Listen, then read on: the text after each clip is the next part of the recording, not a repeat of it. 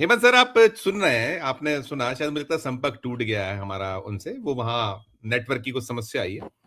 हम ये जो कहते हैं वही वो बात की, आप संभल जाने नहीं देते राहुल गांधी को, आप संसद में चर्चा कराते नहीं है, और आरोप ये कि साहब नहीं चलने देना चाहते हैं, करोड़ रुपए बर्बाद हो रहे हैं, करोड़ रुपए खराब हो रहे हैं। बार बार वो गोदी मीडिया पे सिर्फ एक खबर चल रही है, गोदी मीडिया ये नहीं बात करता कि भाई ये इसके लिए मूल कौन जिम्मेदार है, क्यों नहीं लिस्टेड होते हैं वो इश्यूज, क्यों 10-12 दिन हो गए, दूसरा सप्ताह खत्म हो रहा है, आज नहीं चल पा रही है संसद, तो असली कल्पिट कौन है? हेमंत सर। धन्यवाद संजीव जी। हम लोग आज बाबा साहब डॉक्टर भीमराव अम्बेडकर के परिनिर्वाण दिवस पर मिल रहे हैं, उनको मेरी श्रद्धांजलि। और बाबा साहब ने चेताया था कि संविधान कितना भी अच्छा हो, लेकिन उसको लागू करने वाले लोग अगर गड़बड़ होंगे तो उसका इस्तेमाल गलत ढंग से होगा।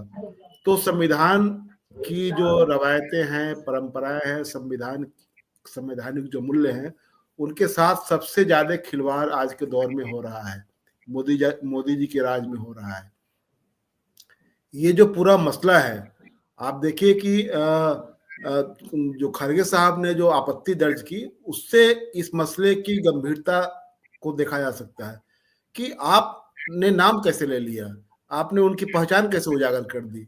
ये दिखाता है कि आप बायस्ड हैं। और धनखड़ साहब का जो बायस्डनेस है वो पूरी दुनिया लगातार देख रही है। वो जिस तरह से अपने बायस्डनेस दिखाते हैं, उन्होंने जब कहा कि आरएसएस के साथ उनका जुड़ाव देर से हुआ, इसका उनको अफसोस है।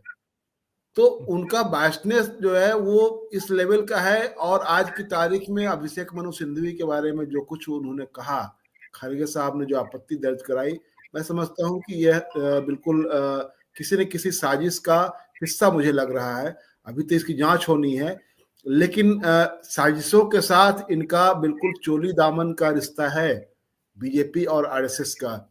और बाबा साहब के नाम के साथ भी ये हुआ है। आप परिनिर्वाण दिवस के दिन ही इन्होंने बाबरी ध्वंस की थी, और यह बिल्कुल सोची समझी साजिश के तहत ऐसा किया गया था कि उनके नाम को विस्मृत कर देना है, उनके नाम के ऊपर पर्दा डाल देना है, क्योंकि बाबा साहब से सबसे ज्यादा इनको दिक्कत रही है। बाबा साहब ही वह वाहिद व्यक्ति थे जिन्होंने सबसे पहले हिंदुत्ववादियों के खतरे से देश को आगाह किया था, हिंदू राष्ट्र के खतरे से देश को आगाह किया था। उन्होंने कहा था हिंदू कुछ भी कह ले, लेकिन वो भाईचारा, स्वतंत्रता और समानता के खिलाफ हैं। तो ये जो पूरी जो आज की तारीख में जो सत्ता में जो लोग बैठे हुए हैं, वो आप संभल में आप किसी को जाने नहीं देना चाह रहे हैं। संभल में क्या हुआ वो पूरी दुनिया मणिपुर देखती ना है। आप जाते हैं, ना चर्चा करते हैं, ना कराते आपकी हैं, पुलिस आजाद में, आपका पूरा प्रशासन ने वहां क्या किया, क्या किससे आप छुपा रहे हैं? आप एलओपी को वहां जाने नहीं देना चाहते हैं, और संसद में एक ऐसा इशू रेज कर देते हैं जिससे उसको लेकर के वहां पूरा माहौल बदल जाए। पूरा जो सेंटर है, फोकस कहाँ पर, अडानी पर, वो फोकस चेंज हो जाए। तो ये मुझे लगता है कि एक तरह से फोकस चेंज करने का, ध्यान भटकाने का ही एक पूरा नजरिया है। आप ये अडानी साहब पर बात करने नहीं देना चाहते हैं। अडानी साहब जो पकड़े गए हैं 2000 करोड़ की घुसखोरी में, तो उनके बारे में आप क्यों नहीं बात करने देना चाहते हैं? लेकिन वहां संसद के भीतर रुपया अगर मिला है, तो क्या वो वहां कोई घुसखोरी हो रही थी? अगर ठीक है, अगर कोई सिक्योरिटी लैप्स है, सोनवाने जी ने ठीक ही कहा कि इन्हीं के राज में संसद पर हमला हुआ था, बाहर से और भीतर से भी इन्हीं के राज में हुआ।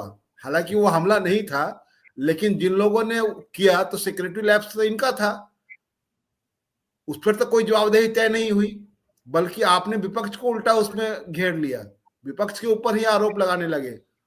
जो लोग उन्हें उसमें पकड़े गए, वो उन लोगों से आप जबरदस्ती आप दस्तखत करवा रहे थे सादे कागज पर, मनमाना बयान दर्ज करवाने के लिए। तो आपके राज में ये सारी चीजें हुई, लेकिन आप उन चीजों को ऊपर गंभीरता से बात करने के बदले में आप चीजों को भटकाना चाहते हैं। ये आज की तारीख में ये बात साफ साफ दिखाई दे रही है, क्योंकि जहां जिस मुद्दे पर बात हो रही है, उन मुद्दों पर सरकार टिकती नहीं है। अब सरकार के पास, आपके पास बहुमत है तो आप चाहते हैं कि विपक्ष को बोलने नहीं दिया जाए। अब आप खुद संसद में एक तरह से अवरोध खड़ा कर देते हैं और मुद्दों को भटका देते हैं। तो ये एक खतरनाक स्थिति की ओर ले जा रहे हैं। और जब मैंने पहले ही कहा कि जब बाबा साहब को याद करके हमने कहा कि ये चर्चा हम कर रहे हैं, तो इन तमाम खतरों से बाबा साहब ने अवगत कराया था। अकेले व्यक्ति, मैं मानता हूं कि उस दौर में अकेले व्यक्ति थे जो इन खतरों को महसूस कर रहे थे, जो खतरा आज देश झेल रहा है। मैं हेमंत जी के बाद इसके पहले मैं ये जरूर कहना चाहूंगा, आपने जो कहा शशि सर कि ये तो चाहते हैं ना विपक्ष मैदान छोड़ दे। देखिए ना, आप याद करिए कि 150 सांसदों को बाहर करके कैसे कानून बना लिए गए थे। तो उनकी तो ये मंशा है, वो यही कहीं कोशिश है कि आप मैदान छोड़ दीजिए भाई। वो किसी दौर में यही तो सुषमा स्वराज जी जब विपक्ष में बीजेपी होती थी या ये लोग थे, तब यही तो कहते थे। अरुण जेटली जी के बहुत सारे रिकॉर्ड में मौजूद है चीजें कि यही तो हमारे पास हथियार है कि हम हंगामा करें, शोर शराबा करें, तब जाकर ये चीजें जनता के बीच चली जाएंगी। आज उलट हो गया है। आज आप चूंकि सत्ता में है तो आपको सब बुरा लग रहा है। बहरहाल हेमंत जी, जेटली का क्लियर कट स्टेटमेंट रहा है कि संसद चलाना सरकार की जिम्मेदारी है। अब उस जिम्मेदारी से ये लोग क्यों भाग रहे हैं?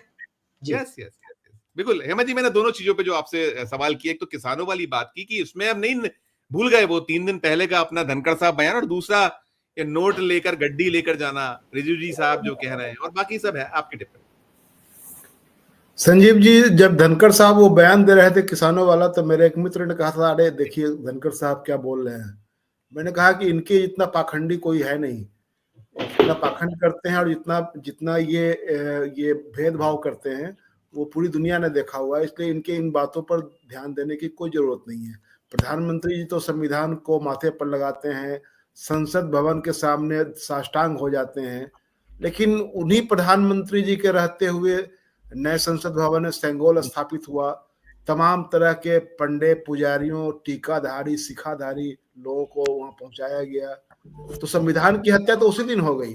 बाबा साहब के पूरे वसूलों की ऐसी की तैसी कर दी गई उस दिन, जिस दिन सेंगोल वहां स्थापित हुआ।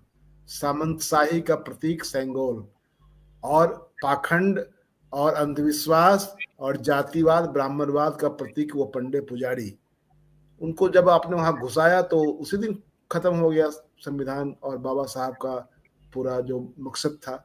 तो आपने तो उसकी संविधान की भी हत्या की और बाबा साहब के असूलों की भी हत्या की।